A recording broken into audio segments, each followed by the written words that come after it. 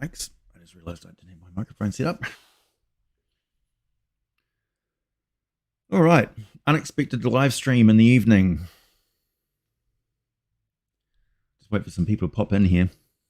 But basically, I got some really, really good feedback from everybody thanks to the activities over the last 24 hours, 48 hours or so of me surveying the channel and seeing what everybody was thinking. And of the 250 odd, 260 so comments on the last that little experimental test video that I did with some more sort of fantasy content in there. Yeah, the feedback was really, really good. Generally quite positive and had some very strong indicators of what I should avoid and what I should do. So I thank you very much. That gave me very clear direction of where to go with the channel. And so today I'm just going to talk about where that channel is going to go. Hey, Voices from the Dark. Hey, Mr. Mackinac. Nice to hear my face. Nice to see my face. Yeah, you're here for a live stream for once. It's true. I'm just going to pop the chat out here so I don't look over to the side all the time. Here we go. Hey. The Mighty Moose. Hey, Brent. Yeah, so the general feedback was the AI voice is, when people understood that I need to do the AI voice because of my health and upcoming concerns about my health deteriorating in future, that I basically need to do this before it gets to the point where I have to do this. But it is already kind of at the point where I need to do that sort of thing. The general idea is that they're okay with it's improving, and people who are watching the channel can hear the AI voice generation improving.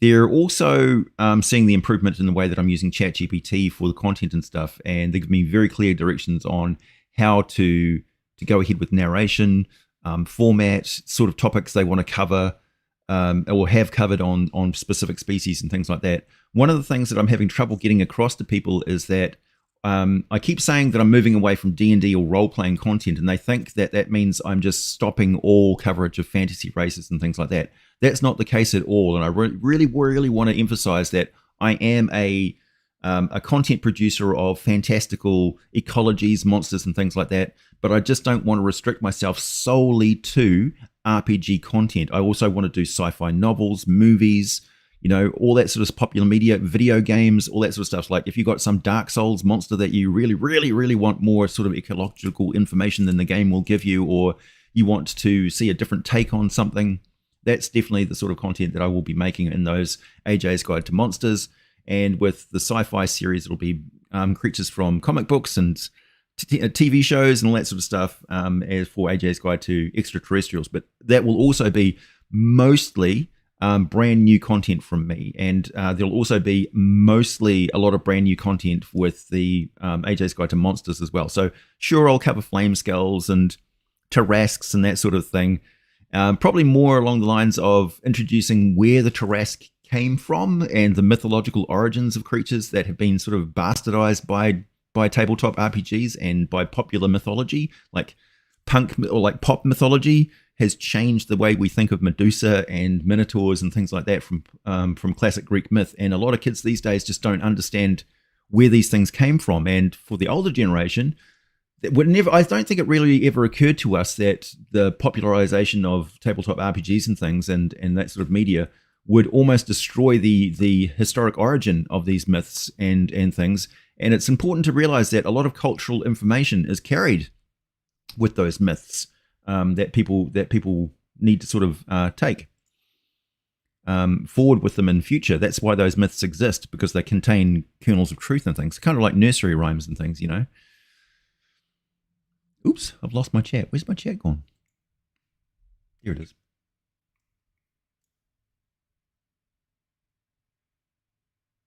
Yeah, so yeah, Plank, you're a perfect example of why the live streams are important, but it's important also to spread the word outside of the live streams, because a lot of people don't pay any attention to my live streams at all, and they go into the content and they just see these strange sudden changes without realizing where, and they're not looking at the community tab, and they're not going onto my Discord server or anything like that, so they're not engaging with any social media with me. They're just seeing my content output, and they don't understand what's going on. So yeah, and it's tricky because if I try and post any sort of channel update video, they'll be like, it'll all be suddenly shocking information that hits them. Hey, Steely Sam.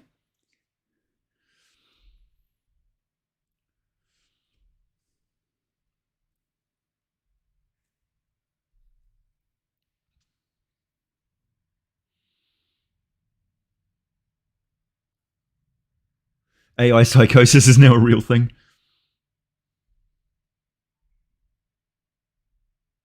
Yeah, so in the case, there's a lot of anti-AI sentiment, and I also want to sort of kick back against that by saying, look, you're also penalizing the benefit of AI for people who have disabilities or upcoming disabilities that they're staring down the barrel of the end of their career. So it's like I'm getting hit by all this retaliation for or unwanted advocacy for anti-AI sentiment and stuff, for people who think that they're protecting, writers and artists and things, without realizing that there are artists and writers who have disabilities who need these tools. They need them, and it also helps increase my workflow. Like, you have no idea how taxing on the body of somebody with a like EDS disorder, sitting for 6 hours doing editing or trying to find source images and things like that. And the image sourcing that I'm doing online for my traditional videos is theft when you really look at it. It's like, yeah, sure, I put the videos together and I get the artwork off of like ArtStation or DeviantArt or people's portfolios and things, and I put the attribution of the person who's the artist down the bottom there, but I'm not asking their permission. I'm just putting that on there and hoping for their good graces. And it's not ideal. AI art generation avoids that sort of abuse. So it's like you're trading the lack of abuse for some perceived theft, which is really actually fair use, for actual theft. If you do that with music videos, you get snapped immediately by third-party content, third-party agencies, which then take your revenue and hold it and then offer it to the artists. Maybe, I don't know, but it gets your channel demonetized or your videos demonetized pretty damn quickly. And so we're forced to use websites and things that we have to pay for the content and stuff there, so you can have these video segments and musical elements and things like that without composing it ourselves. So we're constantly walking a tightrope of what's acceptable and not acceptable, what's ethical and not ethical. And AI is ethical. It's a tool. It's useful tools that use algorithms that use the principles of art generation. They're not actually trolling through the internet and finding artwork that suits what your prompt is asking for. That's not what AI does. AI is fed a lot of images, and that's where the watchdog industry really needs to pay attention, how these algorithms are built. And then all of the images are taken away from the algorithm because the servers and stuff can't deal with 50 million images search every second. And then they just have this algorithm which bases the principles of how these things are created. So it understands how a ball or a soccer ball or something like that is drawn, but it doesn't need to reference a soccer ball image anymore. Once you type in what a soccer ball is, it understands, oh, okay, it's round, it's got hexagonal things, and it's got light and dark. We know this. We've seen lots of soccer balls. So that's how it works. It's generating something based on stuff it's seen and remembers and knows how to reconstruct from a damaged image. That's exactly what Stable Diffusion was built out of.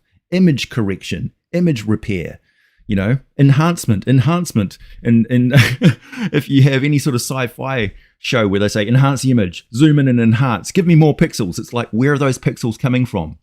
AI. We knew this was coming 50 years ago, so it's like, yeah, a lot of people are sort of shocked that it's here and it's impacting the industry now, but for people who need this sort of thing, it's really important. And it's very, very important that the people who don't understand it, who are screaming about it, who are gaining social clout and that sort of thing by ranting against it without really understanding it and just not researching it themselves and relying on the fact that people don't do the research themselves these days. They just ask other people's opinion and then shout that opinion to the world like it's the gospel truth. That's highly damaging. It's really, really damaging, and it's a real bad thing that's going on, particularly with this generation and social media. where they don't read, they just don't research. They take video information or hearsay or chat comments and things like that, and they never even go to a wiki page or anything like that. And wiki pages are written by people who have vested interests sometimes too, so that information can be wrong. So there's actual movements on the internet to double check facts and things which are on wiki pages and stuff like that, and make sure they're actually true. And websites like WikiLeaks and Scopes and things like that should be on your web browser right next to Google search. It's like search it, then double check it. Search it, double check it, then post about it. That's generally what you should do.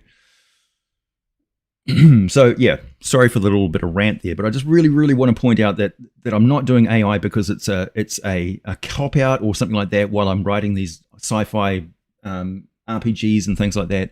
It's what I have to do to protect my income going forward, because I can't go out and get a regular job. You know, I'm active for half of the day, and the rest of the day is doing physical therapy and lying down on the ground and sitting in a chair for hours at a time reading a book and stuff, because if I get up, I'll pass out, or if I keep trying to talk, I'll go into a coughing fit and vomit. And it's really unpleasant, you know, and I try and keep upbeat and stuff like that. And this is my normal sort of demeanor and personality, because I've dealt with this my entire life. And I'm kind of happy about it now because I know what it's caused by, but it doesn't make it any easier on my physical self. It just means that I've got disciplines that I can follow and really push forward. And I also have a strong sense now that I have a limited amount of time left to do what I really want to do. And so I'm very motivated to put out as much output as I can. And AI also helps me do that because it greatly increases my workflow. And as you can see, it's It's EDS, Ehlers-Danlos syndrome, with postural orthostatic tachycardia, which means that when I get up, my body doesn't compensate for gravity. So my brain thinks that it's being starved of oxygen and causes me to feel like I'm having a heart attack from tachycardia, which is my heart hammering in my chest. And then I pass out because the blood flow goes crazy. And yeah, I've injured myself on the steps outside just from getting up and trying to walk inside. And I just passed out and fell over the steps and hit my head on the concrete. Luckily, because of the EDS, I can shrug off injuries like that. But a lot of people with EDS would be very hurt by that, because it manifests itself in all sorts of different ways. EDS essentially is a mutation in my genes which codes for connective tissue.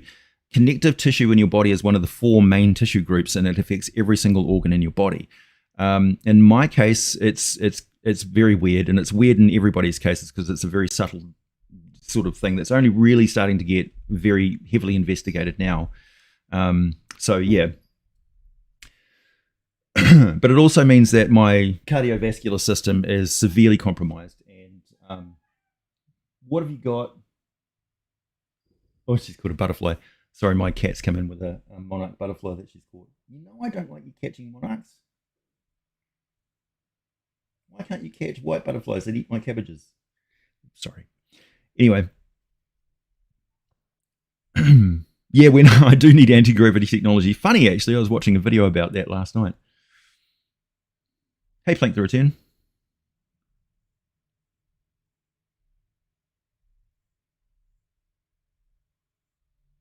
Yeah.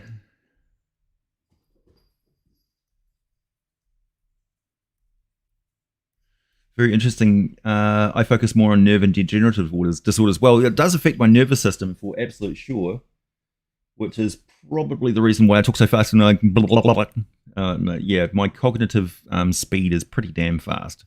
My reaction speed is definitely very fast. But also my nerve reactions and things like that is extremely sensitive. So if somebody like touches my foot, it can send a spasm through my whole body, like I've just had a bucket of water thrown over me. And yeah. So it's like, yeah, there's Luddites, but there's also people just don't really understand what I'm doing with the channel. So I kind of want to address both. Going to spin up some mercury in the garage and build a ship? No. Maybe make some element 115. Bree would say hi, but she's currently tearing apart my curtains, trying to. I'm gonna go and catch that butterfly and let it go, Bree. You know that's come from all over. You know that's no. Do not jump, Tara. She's such a cat. So going forward, the series that are going to continue is AJ's Guide to Extraterrestrials will continue. Now that's being written as a book. So that's a book format. Ray, seriously, you have the worst timing. Cat does what cat does. Total cat chaos in here right now. So the AJ's Guide to Extraterrestrials is being presented in each one of those video segments is basically a page in the PDF. So it's going to have the artwork of the alien and then about 500 words of text on the page opposing it. And I'm hoping to get about 1,000 aliens or some done, or something like that, done for a book which is similar to Barlow's Guide to Extraterrestrials, or with a Hitchhiker's Guide to Galaxy sort of feel to it. And I'm going to take all those scripts that I've written with the aid of ChatGPT, take all that extra information and things that particularly Patreon supporters and YouTube members will see, and I'm going to do some rewriting and some expansion and better editing on that to get rid of any sort of repetition and stuff from the early videos that I hadn't weeded out with my prompts and stuff that I used for ChatGPT. With AJ's Guide to Monsters, that's going to be all of the, you know, Dungeons and Dragons type stuff and fantasy type stuff and things from books and things like that. And I'm going to avoid using TTRPG terms. I'm going to be avoiding using any sort of mechanics. I'll be inspired by the mechanics. So as you can see in the flame scale video, I talk about the mechanics without talking about the mechanics. So I preserve the lore and the integrity of what the flame scale is for people who are used to it for TTRPGs. But for people who have never experienced a TTRPG, tabletop role-playing game, for those of you who don't know what that acronym means, they will not be bothered by that. You know, they can watch it without having any knowledge of what a role-playing game is and still be entertained by it, because that is the road forward for me for much greater growth to my channel, and much better financial support and stuff like that, and influence over a more sort of mainstream audience. And of course, that is what gets more people into the hobby. It's not I could certainly make videos that only appeal to existing role players, but that wouldn't do anything for the hobby in general. And as we've seen with Wizards of the Coast sort of going bye-bye and Hasbro sort of going bye-bye, possibly, maybe, that will have a massive marketing impact on the game. And it may actually end up being perceived as a toxic sort of hobby that mainstream media starts to avoid including that in their stuff, because basically the nostalgia kick of Stranger Things and 1980s sort of stuff is a trend, and it may go away, you know. But we're seeing a very strong 1980s sort of resurgent at the moment in the early start of the 2020s, but that's not going to last. We've seen that these trends come and go pretty quickly. So if the main mover and shaker with all the money, Hasbro, turns away from promoting it, it's left up to us third-party content creators to carry it forward, which they've kind of been relying on us to do in the first place anyway. But now I'm very conscious of the fact that that's my role in social media, is to do that. Pit Fiend meets Keeper of Secrets, kind of, yeah. So the character in AJ's Guide to Extraterrestrials is an AI-generated character that is supposed to be an AI-generated character. He's based on the Sirius Cybernetics Corporation, genuine personalities AIs, you know, like Marvin the robot and the doors that open and close and Charlie the ship computer. You see, so it's not really me, but it's designed to be me adjacent. Whereas the fantasy aimed AJ's Guide to Monsters is a sage type character. He's not the Sage of Candlekeep. He's not on Faerun. He's not on Toril. He's not from the Forgotten Realms. Okay, he's not. There's going to be nothing about Sword Coast. There's going to be no Candlekeep. There's going to be no Thay. Any of that named IP that it's owned by Wizards of the Coast. Not touching that with a barge pole. So that's going to be a whole new world that we're going to discover, and it's going to be fairly consistent.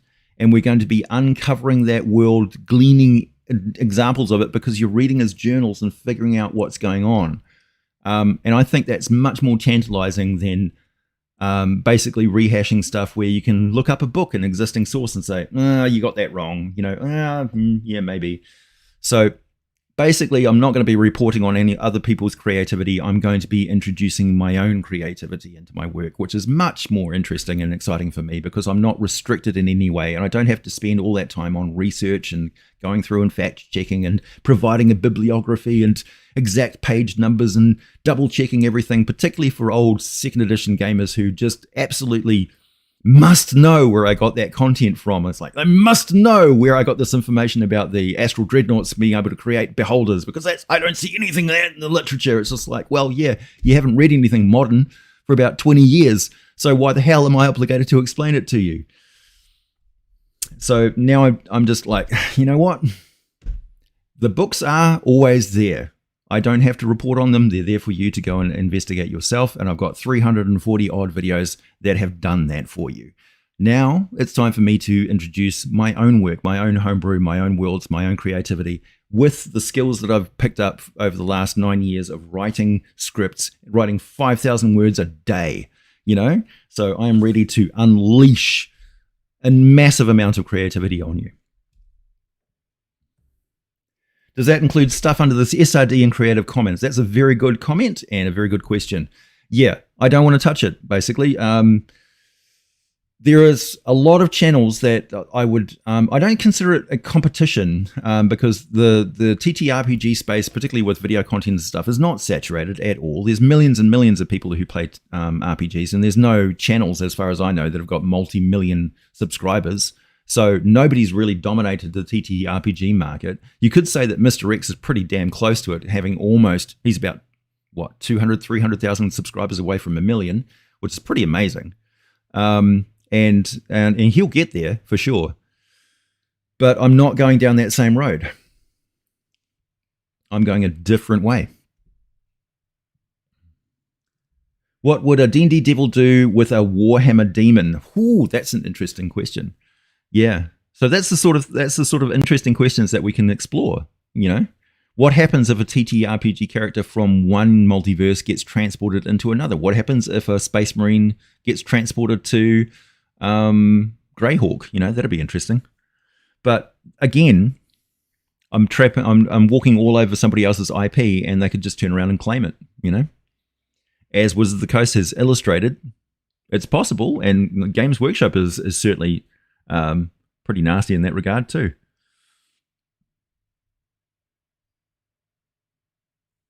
And the fact is, the majority of people playing RPGs after a short amount of time switch over to homebrew anyway.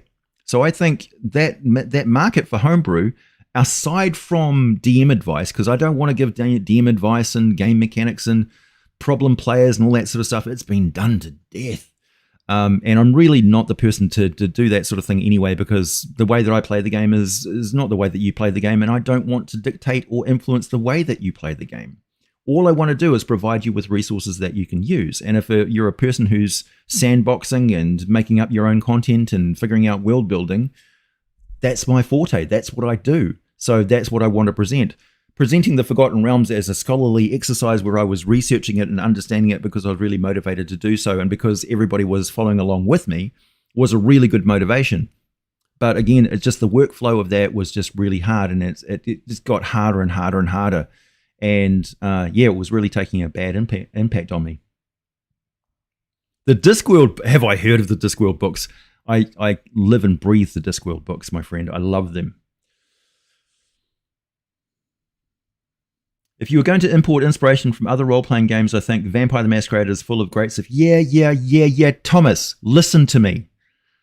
No, okay? So if I'm interested and motivated by something that I've read or something like that, yeah, sure. But I'm not going to report on something that you've already got a book of. Read it yourself. You don't need me to interpret it for you. I can give reviews of books and things that I've read before, and I'll certainly be doing live streams, and I'll be doing off-series videos in between all that regular content, but my main regular content is not going to be designed for tabletop RPG players solely, only. It's going to be very useful for them, it's going to be adjacent to them, it's going to be information that they can easily convert into their settings, whatever game system they're using. So a video with a monster from me can be used for World of Darkness, can be used for Warhammer Fantasy, can be used for D&D, can be used for Cypher System, can be used for Tunnels and Trolls, can be used for Pathfinder. But I'm not going to report on those game systems because I'm not interested in that. And I'm not interested in catering to that sort of stuff. Like, yeah, there's not enough of content creators making stuff for Cypher System right now. There's not enough content creators making stuff for Pathfinder right now. But that will quickly change. And I don't need to go and chase that dragon myself, you know?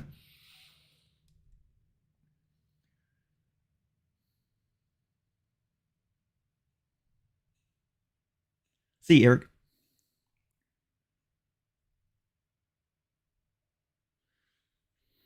Also, one of the videos that I'd like everybody to go and check out is Beckme Berserker, his YouTube channel. He's just put out a video on the Immortals from Beckme. That was a topic that I was going to cover in my my YouTube videos on D&D.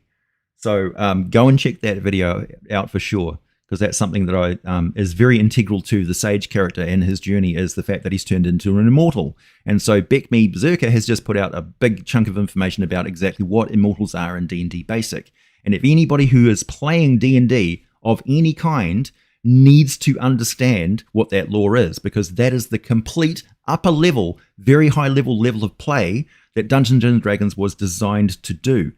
D&D Advanced Dungeons & Dragons, ironically, is just the errata and addendum stuff that was added on top of D&D Basic, essentially. D&D Basic is the complete game of the D&D multiverse. So it covers high-level play and what you do in high-level play. So I would highly recommend anybody who's currently playing 5th edition, grab the Beckme Basic Expert Companion Masters and Immortal books. Go to somewhere like scribed.com where you can get them available for free, or just, you know, go to some sort of PDF site or something like that. Get your hands on them somehow. Or get the rules, not the rules encyclopedia, because I don't think it included the Immortal stuff, but definitely have a look at how upper level play is designed to be done in old school D&D. Wizards of the Coast has really dropped the ball in saying, oh, well, it doesn't seem like anybody's playing past 10th level, so we're not going to support anything past 10th level. That's a massive, stupid thing to say, because it's like, well, the reason why they're not playing past 10th level is because you didn't provide any resources for them to do so. So, of course, they're not going to do that, because the game is starting to break down.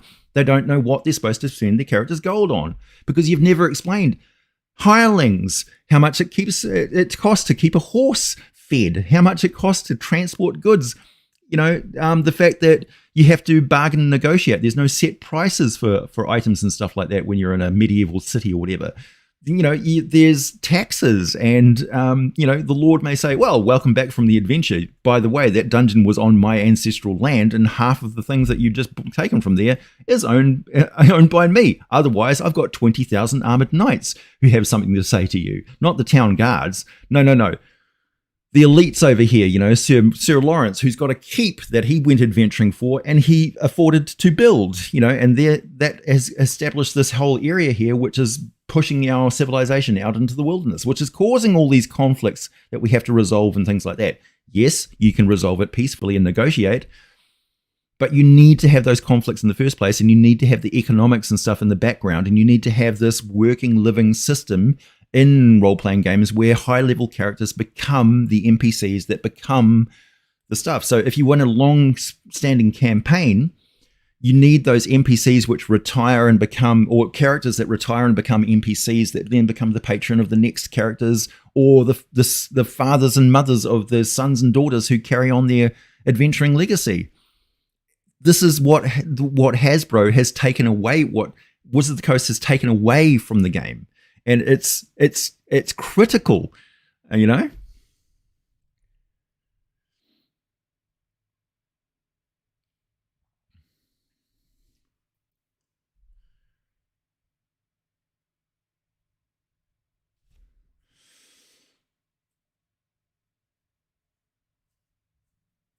Campaign you're in, you're currently running for our lives because one of the parties wanted for tax evasion.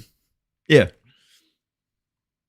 They had that in AD&D, yeah, but they've lost it. Like, where did it go and why? because they're worried about page count because, it costs money to print pages. But we don't see any of that on their electronic support. Where's the Dragon magazine that had all that extra information?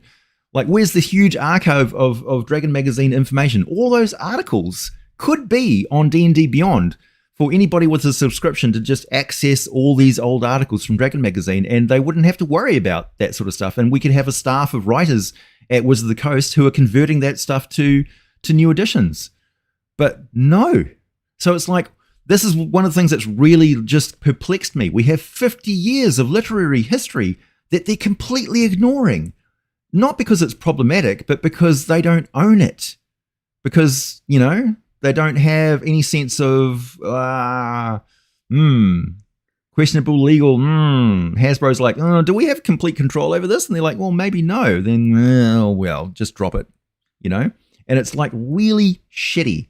Really shitty. And that's the thing that, like, as much as they're now all happy, Kyle Brink is out there saying, blah, blah, blah, this and that, I can sniff the bullshit behind it. Still. He may be a very nice guy. I've got nothing against Kyle Brink himself, but he's definitely been schooled and a bit of a stooge there. I mean, look at look at his description of his home campaign, which he's been running for 20 years, where he's got legacy characters and things like that, with parents now bringing their kids to the game. Kyle, I'm addressing you directly. The current game of Dungeons and Dragons will not allow that to happen. So the very thing that you like about the hobby, you are currently destroying for future hobby. If you have a TTRPG space where people are playing with miniatures and things like that, and they're invested in these plastic miniatures or this visual tableau in front of them, they're not visualizing it in their mind with theater of the mind. And you know what happens then? Your brain has instincts which can't tell imagination away from reality. So if you have a representative character who gets into a situation where they die in game, your brain will hardwire your memory circuits to think, oh, that was a death situation. I must remember to avoid that. And that anecdote, the friends that you're around, the exact situation that happened in that theater of mind, which is burned into your memory, becomes an anecdote that you will be telling your friends 20 years down the track. And I can guarantee you that people who are currently playing the game using miniatures and all that sort of VTT bullshit will not have those experiences, because the psychological, biological effect is not being done. And if you don't understand that fundamentally as a role-playing producer, you have no right controlling the game or dictating how people play it, because you don't understand how it works and the power of Dungeons and Dragons to bring people together and create lasting, good anecdotal memories and expand people's minds. It's much more powerful than an economic or commercial product. It is a force for communication and communication and bringing people together. This is why people form really, really great friendships with D&D. Any sort of tabletop RPG, because they bring that. Yeah, the angry finger from AJ. Yeah, I had lead minis too. Like, back when I played, we had one large giant figure to represent all large humanoids of some kind. We didn't have a big slew of different giants and things like that. We had one giant miniature. That was it.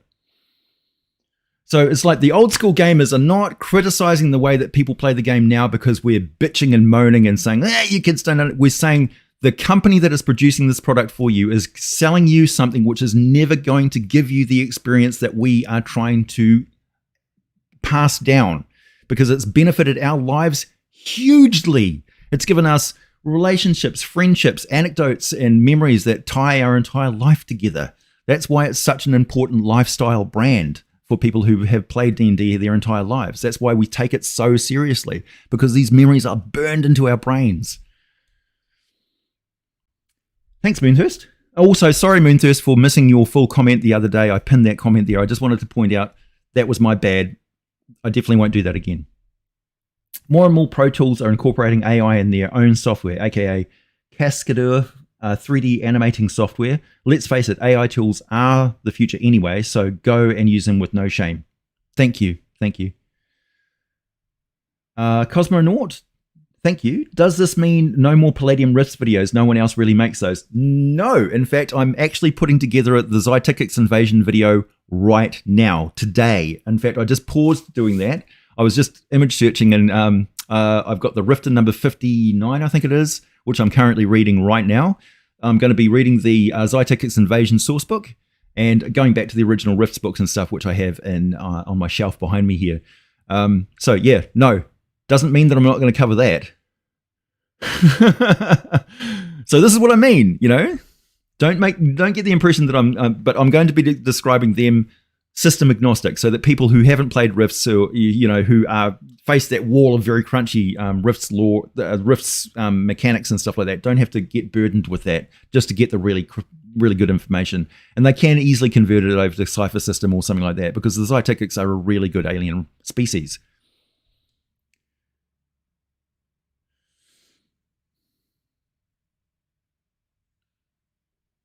Yeah, Wayne Barlow's Guide to Extraterrestrials is an excellent book. Excellent book.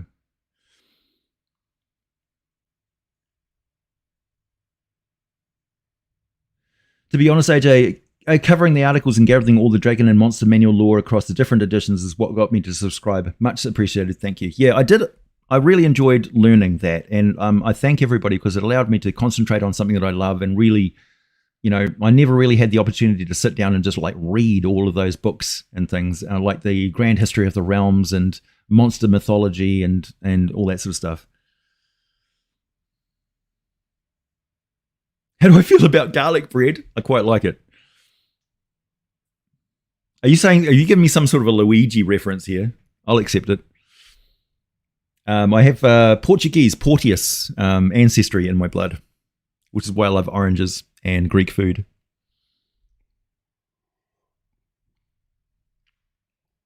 What websites are there for high-level D&D play? Well, let's see. Mr. Welch's channel with his videos about Mystara are very comprehensive and good, and talks about the Immortals and things like that.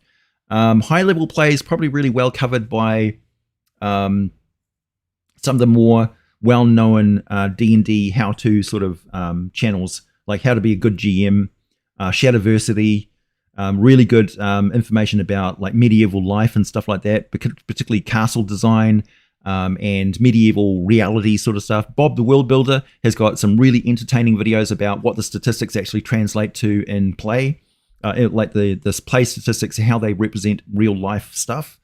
Scala Grimm's really good for medieval weaponry. And he also has a lot of stuff about medieval lifestyle and things like that, because you can't really discuss medieval weaponry without talking about what happened in medieval times. And that, of course, translates well to a certain extent in for Dungeons & Dragons. But, of course, remember, magic changes everything. So never come at a role player with well, they didn't do that with muskets and stuff. Yeah, well, muskets didn't get created by Mage Hand. So, you can make golems that can mass produce stuff like a Henry Ford's production line, and that back in medieval 16th century, 15th century Europe would have absolutely changed the game. So, it breaks down really quickly. Love it. I'm very excited for your take on Rift's lore, and no, not a system though. Thank you again. Oh, on that note, as someone who understands biology, how long until we have juices for real? I don't think we'll have juices unless we have something like a unlimited Olympics, and that would probably be something that starts underground. So I would say we probably have some sort of underground fighting ring, MMA competition type stuff that will start as popular entertainment, like a Ninja Warrior type competition. I don't think there's any drug testing or anything like that for Ninja Warrior, is there? Nobody really cares whether they're juiced up on steroids, right? So a game show type competition would be more likely to introduce people who have roided themselves up to the extent where it's actually compromised their health. For those of you who don't know, in Rift's RPG, before the apocalypse, there was a super soldier program which essentially created a drug harness and an injection system across the entire body and many cybernetic implants that they would implant into a person willingly, hopefully, and they would basically accelerate chemically and bioelectrically accelerate, and probably even, I don't know, genetic alterations and stuff through nanomachines or whatever, their entire body to the point where they had a lifespan reduced to something like 6 or 7 years, but they were just absolutely peak human performance, superhuman performance, like maxed out to the max. And these guys are just crazy mercenaries. So yeah, they're very interesting. I don't mind miniatures and elaborate boards either, and I'm not saying that that's not the way to never play that way. I'm just saying it's different. And also, people who do those also do a lot of theater of the mind stuff as well. Yeah, Juicer Uprising is good. AJ, name my female lich villain for my next campaign and cheers.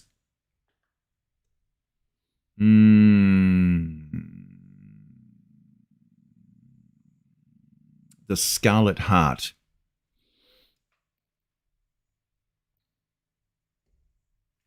Yeah, Running Man with Arnold Schwarzenegger with juices. That would, yeah, essentially. Squid Game, essentially. Like, imagine if it was Squid Game for real. Mr. Beast had a interview where he's talking about that sort of thing, where he had his Squid Game video, which will probably reach 1 billion views at some point.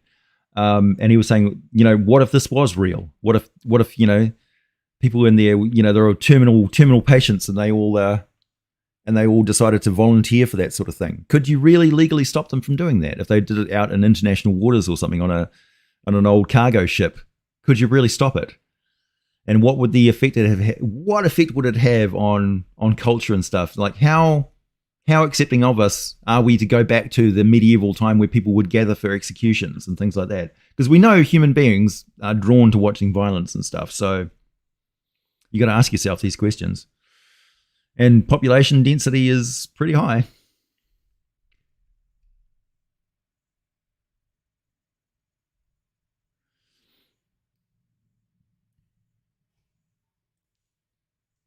Man, that was like 30 minutes of me just ranting at the camera.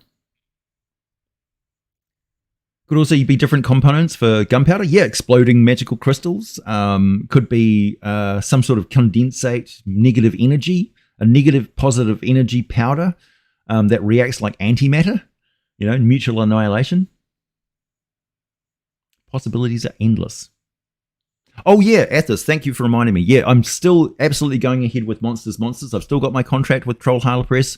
I'm still going to be producing that RPG. Basically, I'm just getting this sort of stuff sorted out before I start launching into that. At the moment, my concentration is on Super Atomic, the open source video-based RPG system, which I'm going to be presenting on this channel and probably others as well. I may even set up a separate channel. Because it's a not-for-profit, I don't need to worry about whether it's a monetized channel or not, because I'm not making any money on it.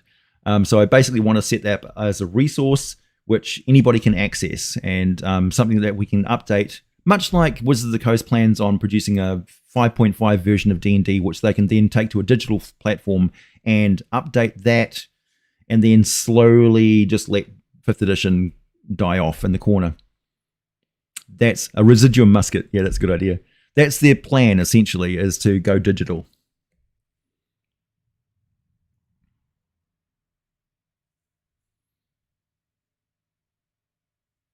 Margulis.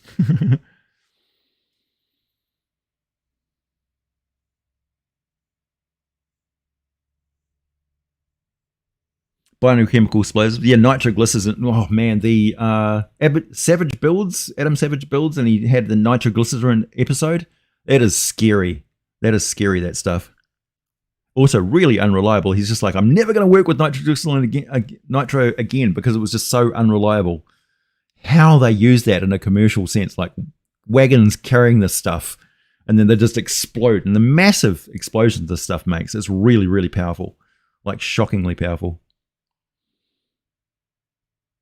No, I'm not saying that 5th edition will die. I'm saying that it will no longer become the thing that people are drawn to start playing. So the 5th edition players currently will be in the same boat that 3.5 edition players or 2nd edition players will be in, where they'll just be like, I'm sticking with this edition and I'm not going to support anything more. And then slowly but surely they start not paying attention to the modern stuff that comes out, and they just get excluded from the conversation. So the people who start playing the new 5.5 electronic version will exclude you from conversations, and you'll have that same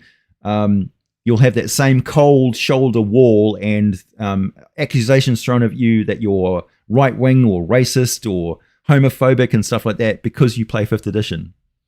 That's what old school revival or OSR players have been facing from us for years now. So the shoe is going to be on your foot. You're going to experience, well, you're going to have experience some empathy for what they've been going through. All I asked them basically was stay out of the conversations that you're not informed of, because you keep coming in and crapping over everything, and that's not going to win you any favors. And a lot of OSR gamers are guilty of that, and it really impacted a lot of OSR gamers who didn't do that, and you should probably turn around and apologize amongst yourselves. It's got nothing to do with us. We had a lot of OSR people who came in right at the start of it and just shat over everything and tried to crush a lot of people's enthusiasm for the new product. That was not healthy, didn't do the OSR movement any favors at all. Also, they were screaming censorship all the time and putting out some really hurtful shit just because there were a lot of grumpy toddlers who didn't really understand that private businesses don't need to support free speech when you're doing it to basically push your own bullying agenda. It's like, nobody tells me what to do. Well, yeah, private businesses can. Hence, Red Room and DriveThruRPG. They have every right to stop anybody for any reason from using their service. They're a private business that actually operates out of the UK, so they don't need to follow Fifth Amendment laws.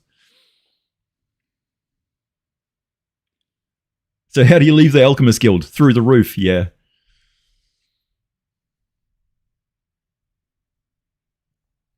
Yeah, well, that's the thing. A lot of it's a very different situation from previous edition changes that we're facing right now. We've never had that unprecedented backlash that's taken out a company, apart from when TSR went under, and it went under for essentially exactly the same reason. You'd love to insult someone. Yeah. I think there is going to be a bit of a backlash against the over kitification of role-playing games and the fact that it's just gone a little bit too PC in some regards. And that backlash is not going to come from cis white males like me. It's going to come from marginalized groups who say, hey, no. Don't use us for your spokesperson thing. Don't go making changes to the game on our behalf. We'll make those changes for ourselves. Thank you very much. It's like, who the hell do they think they are representing you? You know what I mean? Make your own stuff. There's some very successful Native American mythology RPGs and things like that out there, which I think everybody is really keen to play. But we need to understand that we need to share and respect everybody's cultures equally, including the dominant ones. Yeah, they're definitely products to fit the more mature niche. And unfortunately, DriveThruRPG is a dominant force in the market. So we need to support itch.io and these other places which sell PDFs and stuff.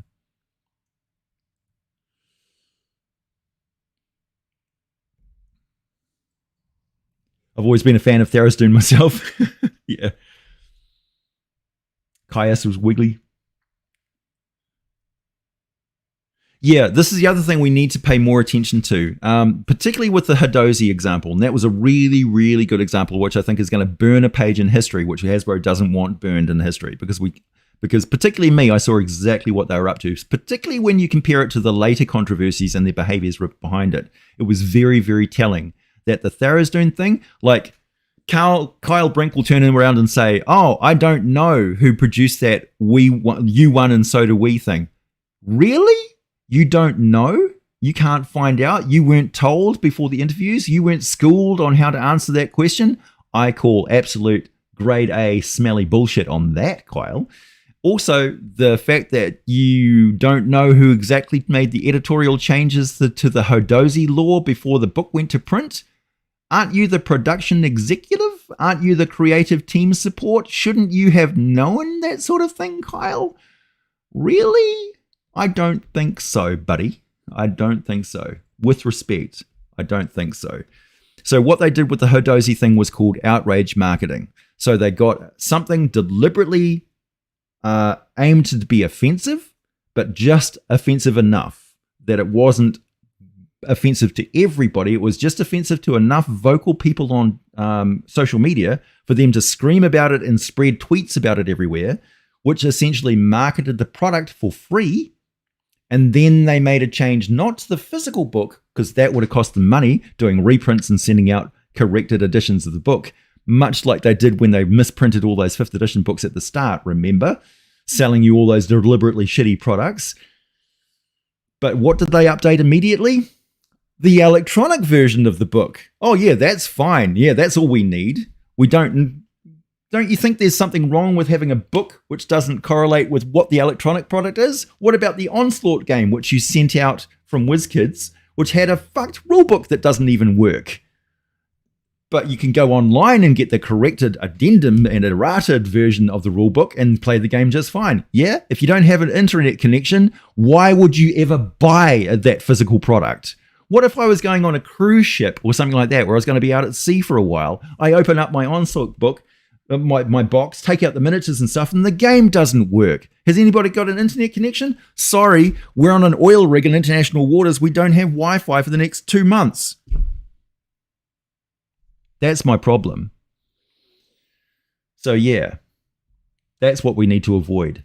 Pay very close attention to when anything offensive is found in any sort of commercial product by a company, and look at why it's there, and look at their behavior behind what goes on and how quick their reaction is. Because as soon as they did something really wrong, which they didn't plan ahead, it took them a week or two. They were freaking out. They didn't know whether they could say something or not say something, because saying something would set everybody off and not saying would set somebody off. Yeah? Well, you weren't that confused about the Hadozi thing, were you? So, yeah. Bullshit. So, no. No forgiveness there.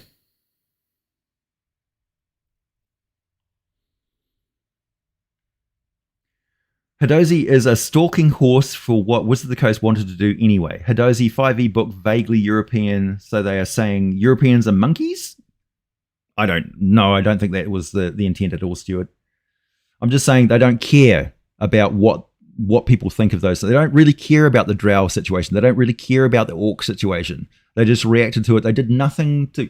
Like with the drow situation, for instance, if they had simply got their lore team to go back into previous editions of the game and research and bring forward that stuff, they would have seen that this is a non-issue. It's just the concentration on one particular drow settlement, which is particularly messed up because it was concentrating on the origin of Dris du Erden, their cash cow Mary Sue character. Much respect to Ari Salvatore, but they concentrated too much on that, and they marketed the hell out of it because it was very popular. And then they lost sight of the fact that that was actually harming the entire thing, and people who were new to the hobby got the very wrong impression about drow, or dro, if you wish. Drow or dro? Well, their full name is Darrow, which was an insult, which is where dro comes from, but you can also call them drow. No. Wizards of the Coast do not care about the lore. They don't give a shit. That's why they're putting it in SRD. They have no intention of using it. As far as they're concerned, if they haven't printed it in the last edition, it doesn't matter. Tharizdun probably would run Wizards of the Coast better, but no.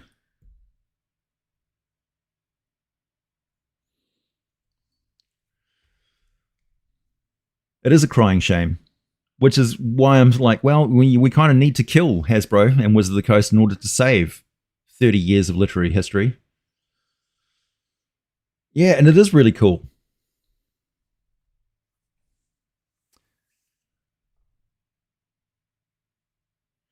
Yeah, Fortnite Beholders. Yeah, that's exactly true, Devil Ham. Wizards of the Coast wants D&D to become online only because that's the only way to force reoccurring spending. And we can see from their track record that they're just going to let the D&D website die because they bought Wizards of the Coast. D&D Beyond bought... Wizards of the Coast bought D&D Beyond. So they're going to let the D&D website die with all of the support and extra content that has on it. Not only that, but all of the extra content they had from the previous editions is gone. So any electronic product that you buy from them, you're buying nothing at all. You may as well just paying taxes. Like, I'm just going to give you $500 out of my wages. What's that going on? Roads and stuff like that. I don't know. Military spending. Who knows? So Wizards of the Coast will just take your money, sell you something that you don't own, that they can get rid of and delete and change at any time, whether you like it or not, and tell you that that's a good thing. And they're going to do this continually with print products and physical products. They're going to continually put out really shitty stuff and undermine. And this is another thing that really pissed me off. Is like Kyle saying, we don't deliberately put out something in order to erode you. Like, we don't sell you something or try and destroy something, like make something non-sellable. It's like, well, yes, you are. That's directly what you did. So that's bullshit too. It's like you're denying the reality that you created. So that's gaslighting, Kyle. Gaslighting. Don't be a stooge. Don't get paid to lie to people. How do you live with yourself? Ugh.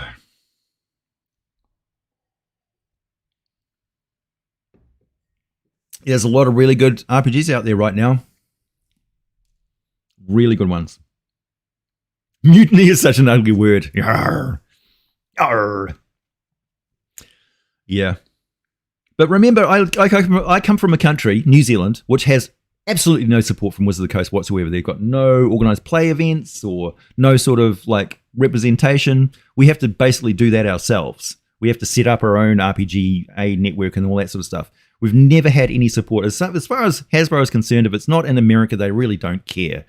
The rest of the world is just their dumping ground for industrial waste and plastic filth that they're filling our environment with. I can guarantee you there's a lot of dead whales and dolphins thanks to the shit they put out. Probably inhaled a Nerf dart down its blowhole. So yeah, I don't feel bad about getting rid of one of the main wasteful, breakable plastic crap producers in the world, Hasbro. Nah, don't mind at all. Yeah, Pathfinder's selling out everywhere, and I'm happy for Paizo. Mutants and Mastermind is an excellent game system, and the other, that's Green Ronin. What is it? Starfinder is an excellent game. I really want to have a look at Starfinder. Not very interested in Pathfinder because it's just too D&D adjacent, and the wound is still too fresh. I'm the captain now. Yeah, I mean, as soon as you start playing D&D, you house rule the game anyway, so why do you really care what they're publishing? I have not played 10 Candles. I've not played Ring of Fire either, but I really want to play that. Free League does have some good stuff. Yeah, they've got something was going on recently with Free League. I got an email from it. Starfinder is a blast, yeah. From what I've seen, it looks really good. The Dark Eye. Monster of the Week is really good. Kids on Bikes, that sort of stuff, really good. Alien RPG. And I was pointing out the other day, I did an interview. It was a text-based interview where they asked me a bunch of questions. They asked me what sort of games that I should recommend to people to check out. And I said, don't discount a game just because it's old and it was published a long time ago. Particularly RPGs like Original Traveler, Original Paranoia. Those are really, really good games. And they're very, very approachable. Like if you've learned 5th edition D&D, you've learned a complex enough system to be easily able to take on those games. And Paranoia is a totally different take on a role-playing experience from Dungeons & Dragons 5th edition. And even though it's probably not something that you would play all the time, it's definitely something that you should play a few times. Particularly like Call of Cthulhu is definitely a play experience which is vastly different in feel and vibe from 5th edition. You should definitely check that out. Call of Cthulhu, Traveler, Paranoia, World of Darkness, that sort of stuff. Toon, Car Wars, that sort of stuff. Really, really good stuff. GURPS, I don't have a lot of experience of GURPS, so I can't really speak to it myself personally. I just know that it's got a huge body of work, and it was always parallel with Palladium. So essentially, I played Palladium, I didn't play GURPS, because I already had a universal rule set, and it was much crunchier than GURPS. And if I wanted to play a simple system, I would just go and play Tunnels and Trolls instead. So that's why I never really got into GURPS personally. And also, we just didn't have the support of GURPS products in New Zealand at the time. Call of Cthulhu is kind of masochistic, yeah. And it's also a little bit sadistic as well. Yeah, Rifts is good, but also the STC titles are really good, like Teenage Mutant Ninja Turtles, if you can ever get your hands on that book. Eric Wujcik, the guy who he basically rewrote the manuscript for Teenage Mutant Ninja Turtles in about 5 weeks, and it is one of the most perfect RPGs ever written. Eric Wujcik, there is a reason why he's in the Hall of Fame, the Gen Con Award, Ennies, the Ennies. He's an Ennie Lifetime Award winner, and the only 2 winners of that are Gary Gygax and Dave Arneson. Now, in order to be an RPG producer who gets put in there, get on the same pedestal as there, you need to pay attention to what Eric Wujcik did. He was an absolute genius. Shadowrun is pretty painful, yeah, it can be. The lore is interesting behind that.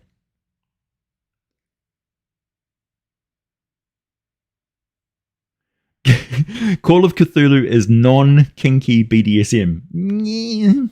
It's more like mental, yeah, madness, you know. Yeah, after the bomb, mutants in orbit, transdimensional TMNT, the Atorian Empire, yeah, the 3 galaxies for Rifts was kind of inspired by that. It was really, really good.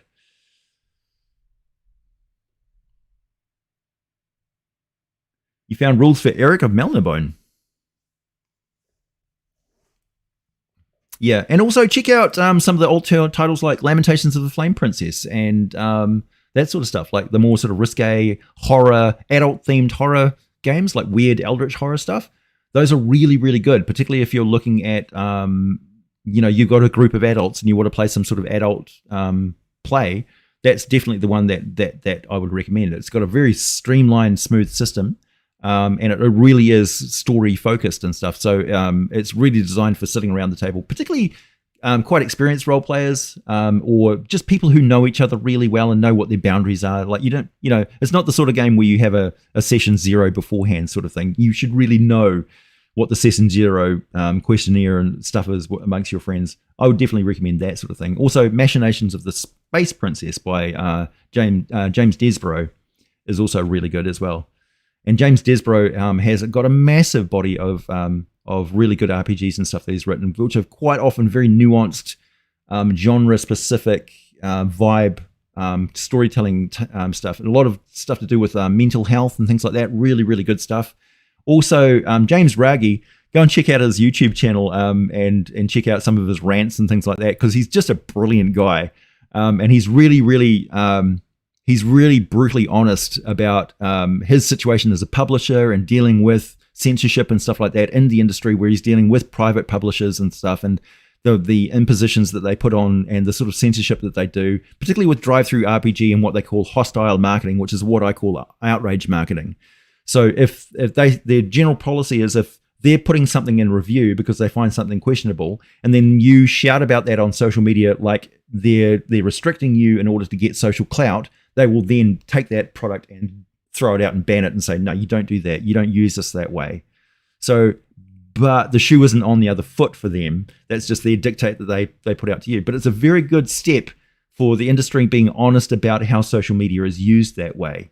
And I think it's definitely something we should pay more attention to, particularly when uninformed people are using social media in that way to push a false agenda and really suppress something for their own good, and basically like crabs in a bucket, you know, they pull each other down in order to pull up, and they get pulled down by somebody else. And so they're just this constantly churning, ignorant, yapping mob that doesn't really accomplish anything other than get their own clout amongst their own circle sort of thing. And they just give everybody else a bad name, essentially. That doesn't mean to say that protest and civil action and outrage is not always real. I'm just saying that we need to be more discerning and more honest, and also call people on their bullshit when you see it, and do it immediately. Even if it's going to get you a lot of flack, even if it's going to get you isolated from that little social bubble, just don't play along with it.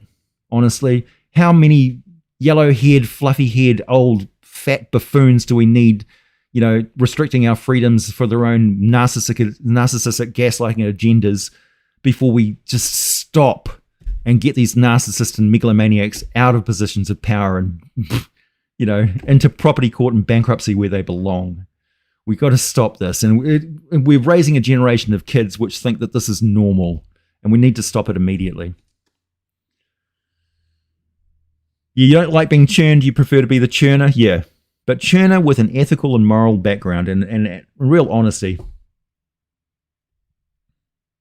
Oppressing people is cool. Mr. L, you're just on fire with the troll comments today.